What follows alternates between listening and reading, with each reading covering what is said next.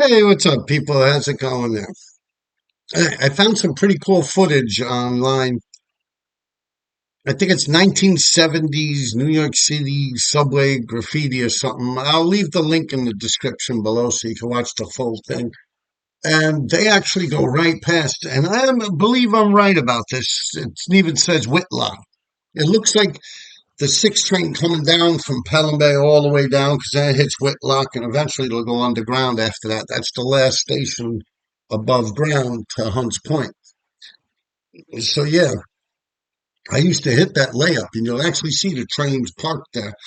Um, it's very interesting footage. I believe they have it at night and in the daytime. They drive by, but I'm starting to think the daytime the train looks like it might actually be moving, like they're possibly letting the layup out. But anyway, I had a lot of good times up there. I'm always talking about the 6 train, the layup up in the Bronx and the 6 train. Now, this is 1970s. From the look of the graffiti writers throughout the rest of the video, it's probably like 8 years before I went up there. Good 8, maybe 9 years before I went up there. I do remember going up there when the trains had the blue stripe still. A lot of like TLP on the insides, like Mace and stuff like that. Maceo, TLP, Jam 2, stuff like that on the insides. Yeah, a lot of people had the insides. Lace had the insides, Shaker, bunch of different people, man. Hell, LK, Zephyr, a lot of the TFA guys, Tank, TFA, MJ. Well, that was later on with me, Charles. Not Charles, the Bronx with the babies, a different Charles. MD, Medicine Doctors, Mad Dogs. It's a TFA crew off of East River Houses. That's where they were from. They were squeegees. I knew those guys. Squeegees meaning they'd walk the car windows. That's how I first met Des, TFA, believe it or not. They used to do that shit right up the block from where my mother lived, where the cars would go onto the bridge, on the 59th Street Bridge. But yeah, so early on, I remember the place. It looked like that. It's just the graffiti's different. There's no scene stuff on it. You know, it's before scene, kind of. But before scene took it to that level. Yeah, very interesting footage. Also, a couple of guys, they asked me about this new thing with the subway surfing. And there's actually a time at that layup. I'll explain it to you right now. I'm in that layup hitting, I think it was like St. Lawrence or Zariga. I already passed. Like I jumped in. Normally when you hop in that layup, the trains start on the middle track. You'll see the video.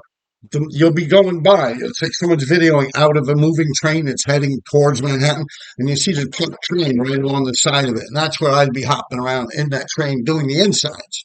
I'd be riding on the insides of those trains. And when the train would go by like that, I'd jump down on the side, lay in the seat on the side that the train's actually going by. If the train's coming on both sides, I try to get over near the conductor's booth near the door, lay down as low as I can. At one point, probably from maybe late 1987, straight on through until the trains were like clean, clean, they started putting the lights on in there. And anyway, yeah, I was getting rated. I always talk about that place. I used to get rated a lot up there. I took over the insides of that shit like a motherfucker, man. Comment. People saw that shit. All right, now I was doing the insides once, and I was in the station heading uptown, and it's like the downtown train was pulling in on the downtown side. And I knew it was coming, and you'll see it's actually straight away at that point. And I swear that's the exact same layup, just of course it's years before me, almost a decade before me. I don't know. You figure 8 years maybe? I'd say that stuff, I don't know, 8 years would be like 72, 73. But I think that stuff's more like 75, 76, 1977, that stuff. If that's the case, it'd be like 5, 6 years before me or something. Up there, right? Something, whatever, it's before my time. But yeah, I remember that shit, man. And you'll see it's just like a story layup, like how I explain it.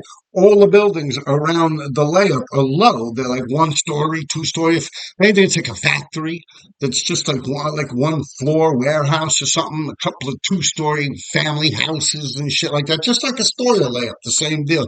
Out going to Ditmars. This was up in the Bronx of Pelham Bay. Same exact deal, same type of terrain and everything. One day I'll video that place too, and you could see. Although they built up a lot more in Astoria, Queens now, it's a good residential area. No, they probably built the Bronx up too. But anyway, there was one time when the train was coming, and I was already in a station, not Lawrence, maybe Middletown Road, something like that, Parkchester Square East or whatever the fuck it's called. I was up around that area, and I was in the station, and I would just be real quiet. I'd open the door, and go into the next car, and I'd just catch tags. And when I'm done with that train, I'd go into the next car, open the door, and go in between cars. I'd open the door and go in real quiet. Just don't go right through the stations late at night when I'm doing this. And this is only a couple of stations from the last stop. If someone's got to wait 20 minutes to a half hour just to go 10 blocks or something, they might as well just walk.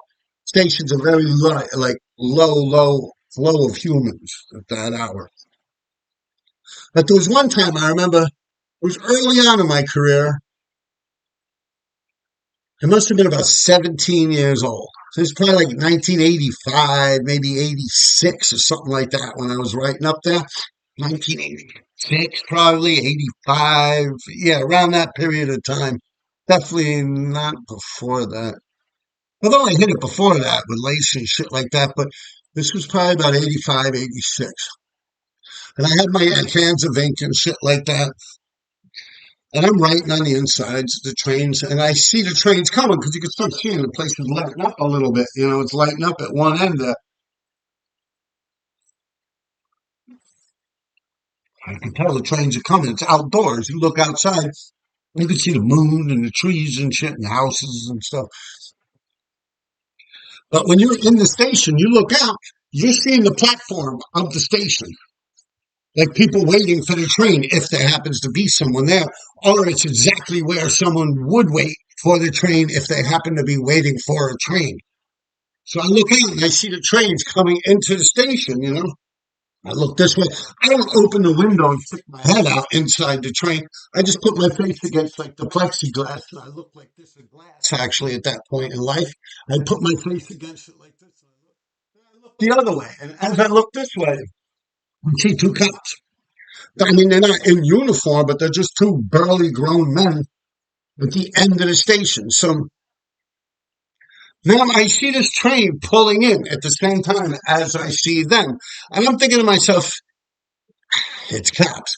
You know, that's definitely cops. I said, that's bad. Now, as that's happening, the other side, which would be that one's going down in towards Manhattan. Now the side that's coming up to the Bronx is coming up. Now that's normally what would happen at that hour of the night. They would run like parallel each other to get up to the Bronx and finish up their route and shit like that. So that one's coming, but I didn't know that train was coming. And they're coming towards Pelham Bay. And the one that just stopped and pulled in is heading towards the Brooklyn Bridge in Manhattan. And just before the cars pulled in, I actually saw two grown men, big men, and it looked like they had newspapers and shit, like they were ready to lounge. Now, what goes through my mind is the other train coming uptown honks its horn. Now, now that literally means there's someone on the tracks. There's someone on them tracks. So they honk their horn. So I said, fuck, shit's popping off. And so I was in the train that's actually parked when I'm writing. I was opening the door real quiet. And the train that was heading downtown, I actually got up on the roof of the parked train. And I was like, oh shit, what do I? And then at that point, I could actually see the headlights of the other train coming this way. And as it pulls in this way and passes me, the first car, I jumped on to the train that was heading towards Manhattan. Now, when I jumped on, it's literally right after where the roof of the station ends. And then the train keeps going, but the roof ends about here when it pulls into the station. In case it's raining out or something, you got a little roof.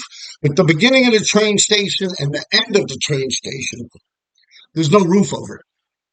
So, I'm like, yo, I just jumped off the roof of the park train that I was riding on. And I landed onto that one.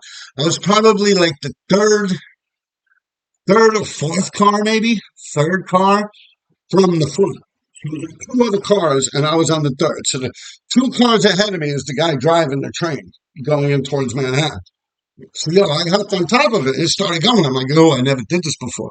The reason I mention this is because people ask me about surfing, subway surfing back then. And yes, I've done that. But I wasn't up there subway surfing like this. I literally laid down in fear for my life. There was a grating and it was real cold out, real fucking cold out. And there was a grating and I held onto it like this and I spread my legs out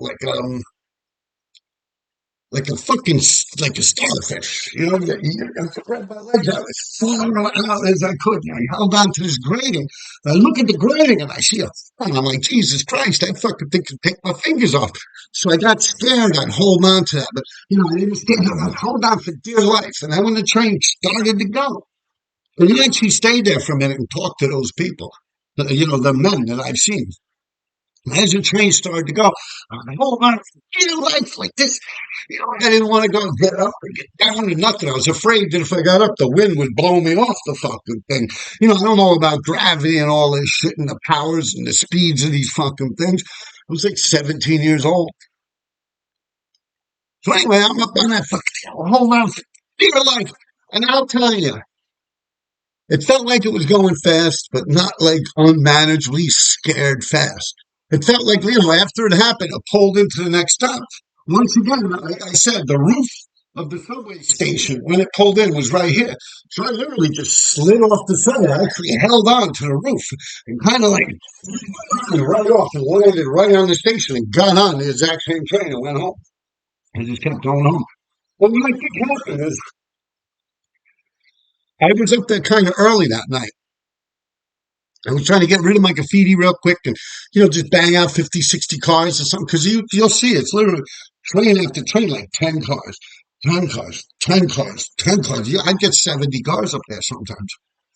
So you could get a lot of cars. But I was just like, oh, I don't know what the fuck I got out of there. I laid on the top of the train, like right where above, where you would stick your head out in between cars, where you could climb up and look around. Like just a couple of feet up from that, there's actually a square grating. And it's like a mesh. And that's where I stuck my finger. And it was cold out. It was the middle of fucking winter, man. I felt like my hands were freezing, like, And then I started thinking, oh shit, I hope this fucking thing don't go express.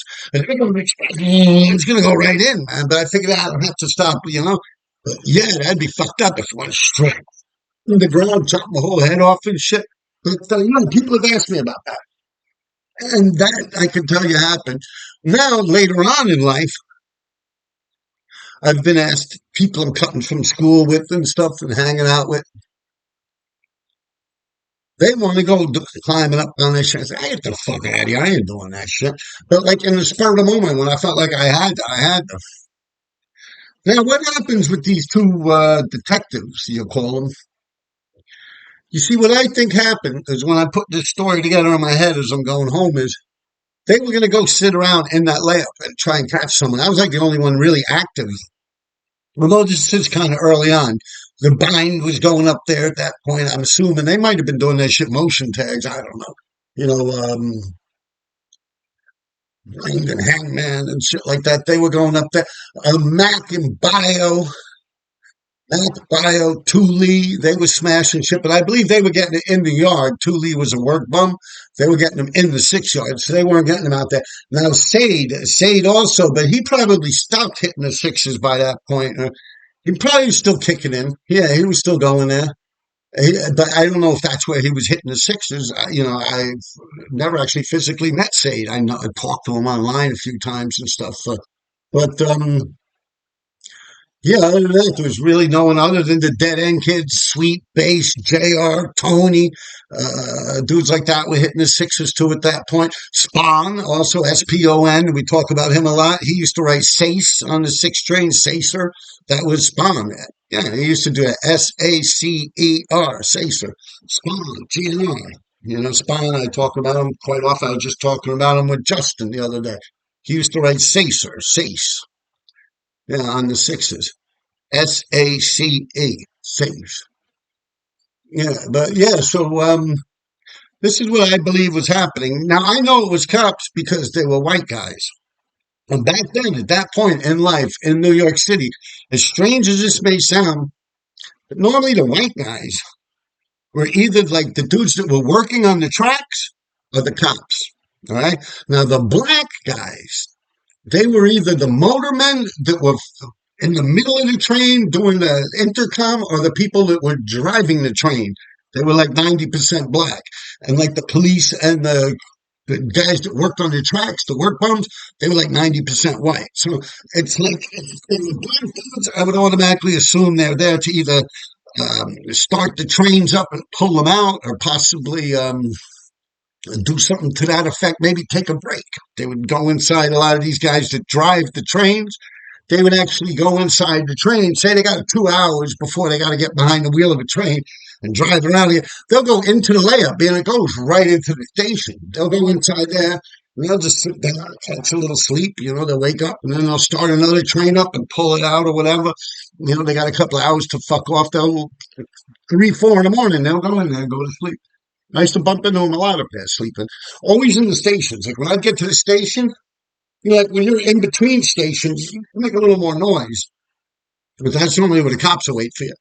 But if you're in between stations, when you're actually, you can see the station outside the park train windows while you're riding. When you can see that, you gotta be careful because that's where the workers, sometimes even the token book clerk, will go into that station. It's late at night and you're in a desolate area and nothing's open. It's not like you could go to a diner and eat like a coffee and maybe a little grilled cheese or something like that. They'll do something like that. But a lot of the times, if they're going to hang out in the station, they mean no harm. They'll go inside the train, maybe drink a little bit, have a little alcohol, brandy or something, and they'll hang out right there. But they'll normally be through the station. So when I be riding through the stations, I'd be real extra quiet. I'm actually shocked that I didn't catch those guys before that. I honestly think, me hopping up on all that later on, I slid down. I was like, oh, this is crazy. But I've seen Lace do that too. I've seen Lace, but not up on top of the train. I've seen him run and catch on the back of trains that are actually moving. And he'd get on, and he'd be running like on the beams on an elevated platform. Lace Andrews done this right in front of my eyes. I'm like, I'm so amazed at him how he's getting away. I'm still thinking, how the fuck am I going to get away? For a moment, I'm just watching him in fucking amazement. I'm dead serious because I didn't really sweat it like that. I was slick, man. I was like a little jaguar up there, man. Yeah, I remember him watching. And I forget what happened. I was still fixing my bag or some crazy shit, and he just took off right behind the train. And he caught on to that shit too. I was like, I got out of that. I forget. I probably just climbed down to the street or something like that, walked over to the 2 and the 5 or something. But yeah, I remember that shit, man. Because he's flipping between boards. He's not walking on solid ground like concrete or nothing like that. He's literally jumping from board to board to board to board. He's bugging his ass off. You have to do it perfect. It's a jump. Otherwise, you'll fuck up. I've seen Lace fuck up too. A few times, man. He fucked himself up real bad. Yeah, yeah. Anyway, yeah, this footage brings back some memories, man. And I'll put it on. You guys could check it out, definitely. What else is there? Right, right, right. My last video I did with Justin, I did an interview with one of my old bomber partners, Justin, and I was talking about the Freedom Tunnels. When I climbed in there, because Just took me there to the spot where you go out on the ledge that we were talking about. If not, just check my video before this one, if you don't know what I'm talking about. And then the ledge before that, he taught me how to get there. So like maybe like 99, so 2019, 2019, something like 18, 17 years later, I go back with Skid. And I said, me and Skid and OJ. It was not OJ. OJ wasn't there. It was this guy who writes Syke, Syke. That's who I was with. I was talking to Skid the other day. And as I'm talking, like, oh shit, I remember. It was Syke. He's like, yeah, yeah, yeah. When I was talking about we climbed into the Freedom Tunnels out up on like 125th, we did a ledge. Well, me, Skid, and Syke went back the same exact way. I used the way that Just showed me how to get in there. I don't know other ways downtown and shit like that. That particular way up in Harlem, I learned it from Just. And I was explaining that, but I said OJ and I was wrong. OJ wasn't there. What else is there? I switched my room around a little bit. You see, look, I got the Min there, right? And yo, Min has got he's got a little website now where you can actually purchase his stuff, man. You guys want to get some real graffiti writer shit, man? I'll put it on in my the comment. It's in the what do they call it? The description to this video. I'll put a link to his site. Yeah, he's on Instagram too. MIN RTW. That's a writer right there, man. That's a dude that should be on here talking. Imagine that. Imagine if MIN RTW was on his had its own station, man. Boy, the stories that dude could tell you, man. Yeah, he could go back, man. That'd be something interesting. Maybe one day I'll ask him to come on here or something like that. But wow, yeah, he could sit here talking for years about this.